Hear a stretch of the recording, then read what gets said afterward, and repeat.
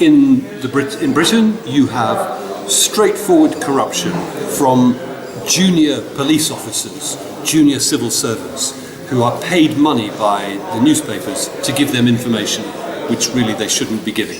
That's one thing. At the higher level, the relationship between the proprietor, for example Rupert Murdoch, and the political world, I think is more subtle than the one that you're describing in the Balkans. It is not about financial corruption. It isn't about money changing hands for favours. It's purely about power. I've written a book about it, and I talk about how real power is passive.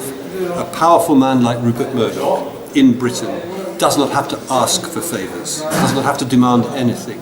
He will be given favours by politicians because they're frightened of him. They're frightened of his newspapers destabilising their political party by publishing hostile stories every day. They're frightened of him as individuals because they fear his newspapers exposing their private lives, their sex lives. So because of this fear, the politicians take the initiative. They say, how can we please Rupert Murdoch? How can we try to keep his newspapers calm? So it's a more subtle relationship in the power elite in Britain. It would be wrong to describe it as corruption.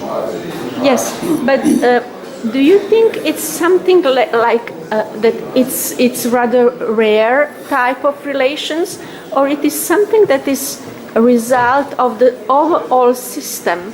Well, so I don't know about corruption in the media in the Balkans, but from what you describe, it sounds like it may be to do with something, to do with a democracy in transition, a growing democracy, whereas one that has been established for longer is less likely to have such crude corruption taking place. But is it what my question is also whether it is possible to do journalism and media business with integrity now in any type of democracy in Yeah. So it is possible. There are lots of good journalists who are doing their job properly. They work for organisations that will have a mixed performance. So even the journalists who work for, let us say, the Times of London, which is owned by Rupert Murdoch, lots of them will be doing their jobs with integrity and honesty day after day. But occasionally they will run into problems, perhaps because they want to write a story and it offends the owner or it offends friends of the owner. Actually, that's quite unusual. Political interference is quite unusual in newspapers from the proprietor.